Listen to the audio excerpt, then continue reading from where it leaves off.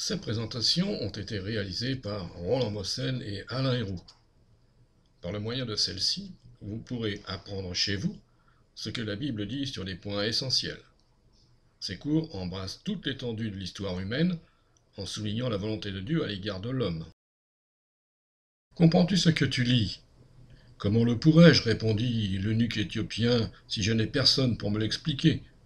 Actes chapitre 8, versets 30 à 31. Outre ces leçons d'introduction, le cours comprend 11 leçons dont voici les sujets. L'origine de la Bible, le contenu général de la Bible, l'autorité religieuse, le salut qui vient de Dieu, le salut de l'homme, l'importance de l'Église, l'établissement de l'Église, l'unité de l'Église, la restauration de l'Église, le retour du Christ, la volonté de Dieu pour vous. Mais qu'est-ce au juste qu'une référence biblique ? La Bible est composée de 66 livres, ayant chacun un nom différent. Chaque livre est divisé en chapitres, et chaque chapitre en versets. Voilà toute la base du système biblique de référence. En quelques minutes, vous aurez compris le mécanisme grâce à des exemples. Prenons celui de Matthieu 5, 2 points, c'est-à-dire le chapitre 5 de la section de la Bible ayant pour titre Matthieu. Puisqu'il n'y a aucune indication de verset, la référence nous signale donc que tous les versets de ce chapitre 5 sont en question. Autre cas, Matthieu 5,8.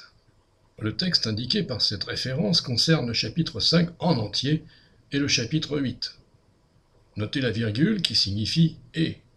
Autre exemple, Matthieu 5-8. Cette fois, c'est un tiret qui sépare les deux chiffres. Cela signifie que la référence concerne le chapitre 5 jusqu'au chapitre 8 inclus. Autre exemple, Matthieu 5, 2.1. Il s'agit ici du livre de Matthieu, chapitre 5, verset 1. Les deux points séparent le numéro du chapitre du numéro du verset. Parfois, les deux points deviennent un seul point dans la littérature anglo-saxonne. Un autre cas, Matthieu 5, 2.1,4. Même référence que la précédente, mais elle comprend en plus le verset 4. Matthieu, chapitre 5, versets 1 et 4 de ce même chapitre. Autre cas encore. Matthieu 5, 2.1-4. Ici, le trait d'union indique qu'il s'agit des versets 1 à 4. Un peu plus compliqué maintenant. Matthieu 5, 2.1-4, point virgule, 6, 2.1, point virgule, 8, 2.5-10. Voici trois références séparées les unes des autres par des points-virgules. Vous avez reconnu la première qui est identique à la précédente. Matthieu 5, 2.1-4.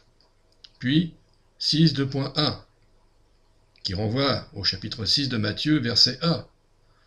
Enfin, 8, 2.5-10 signifie les versets 5 à 10 du chapitre 8 de Matthieu.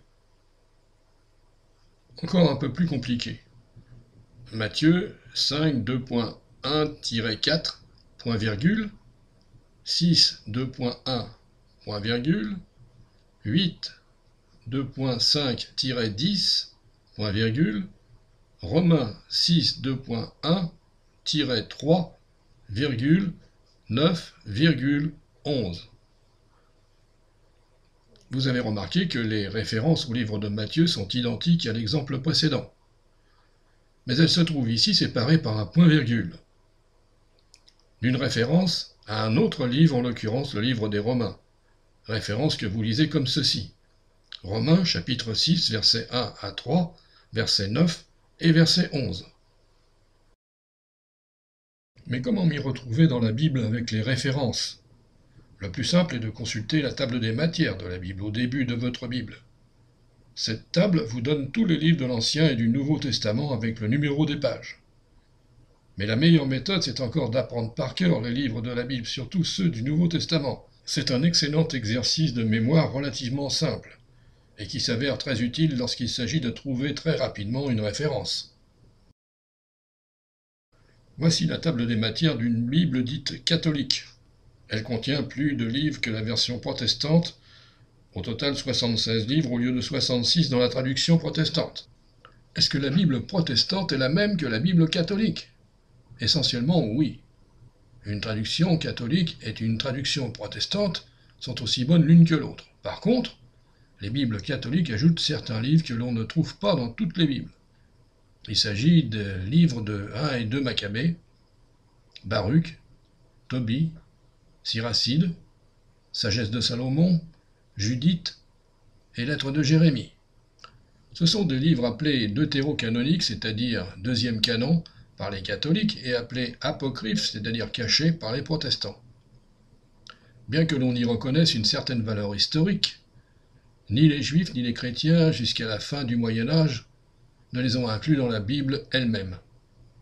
Ce sont des livres qui ont été écrits pour la plupart entre le dernier livre de l'Ancien Testament, Malachie, et le premier livre du Nouveau Testament, c'est-à-dire Matthieu, d'où l'appellation intertestamentaire.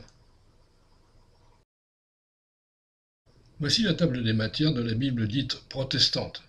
Comme vous pouvez le constater, elle ne contient en tout que 66 livres au lieu de 75 tels que contient la version catholique. C'est à l'époque d'Alexandre le Grand que fut traduite la version des Septante. Elle fut en usage chez les Juifs et les chrétiens de langue grecque en Égypte notamment. Les travaux de traduction auraient commencé en Égypte à l'époque de Ptolémée Philadelphe, 285-246 avant Jésus-Christ. Le Pentateuque, qui en fait partie, fut traduit en grec par 72 érudits juifs. Par la suite, c'est le nombre de 70 qui vint à être utilisé pour des raisons obscures, et la version du Pentateuque fut appelée Septante, ce qui signifie 70. Cette traduction en grec de la Bible hébraïque doit son nom au nombre de traducteurs qui y ont travaillé, 72 au total. Chacune des 12 tribus d'Israël étant représentée par 6 traducteurs. Devenue pour les chrétiens l'Ancien Testament, la Septante fut rejetée par les Juifs au début du IIe siècle à cause des livres apocryphes qu'elle contenait. Comme vous pouvez le constater sur cette diapo, les passages parallèles se situent dans la colonne du milieu de la page. Mais qu'est-ce qu'une Bible à parallèle? C'est une Bible qui indique pour chaque verset la fréquence d'autres passages des Écritures où une pensée analogue se retrouve. On voit immédiatement l'intérêt de ces passages parallèles. Si je lis une phrase dont je ne comprends pas bien le sens, je consulte les parallèles et souvent un détail supplémentaire, une nuance nouvelle m'explique la signification du premier passage. L'Écriture reste le meilleur commentaire de l'Écriture. Notons que ces passages parallèles ne sont pas d'origine divine comme certains le penseraient, mais ils ont été ajoutés par des théologiens et éditeurs de Bible pour faciliter la recherche du lecteur. Il est vrai que bien souvent ces passages parallèles sont tendancieux, car ils reflètent le point de vue de l'auteur. Nous possédons à l'heure actuelle plus de 40 versions de la Bible en français, mais peu importe que vous ayez une Bible dite protestante ou catholique, en fait, la Bible demeure la Bible, qu'elle ait été traduite par des théologiens protestants ou par des théologiens catholiques. Vous utiliserez donc sans doute la Bible dite de Jérusalem ou la Bible Louis II. Ce sont les deux traductions les plus répandues, toutes deux excellentes d'ailleurs. Les textes bibliques de cette présentation sont tirés de la traduction Louis II. Les Saintes Écritures, traduction du Monde Nouveau, est la Bible des Témoins de Jéhovah. C'est la seule Bible au monde connue qui ne mentionne pas le nom de ses traducteurs. Si vous leur demandez qui l'a traduite, ils vous répondront « Nous ne le mentionnons pas, car nous voulons que la gloire revienne à Dieu et non pas à l'homme. » Le fait marquant, c'est que dans toutes les traductions de la Bible en français des Témoins de Jéhovah, il est écrit ceci, traduite d'après l'édition anglaise. On s'est constamment référé aux langues d'origine, l'hébreu, l'araméen et le grec. Pourquoi alors chercher une autre traduction? Notons au passage une flagrante erreur faite par les Témoins de Jéhovah dans leur traduction de la Bible. En haut et à gauche, vous avez sous les yeux la toute première traduction que les Témoins de Jéhovah ont faite apparaître en français, intitulée « Les Écritures grecques chrétiennes du Nouveau Testament ». Au chapitre 1, verset 6 de l'Épître aux Hébreux, il est écrit « Et que tous les anges l'adorent », en parlant de Jésus.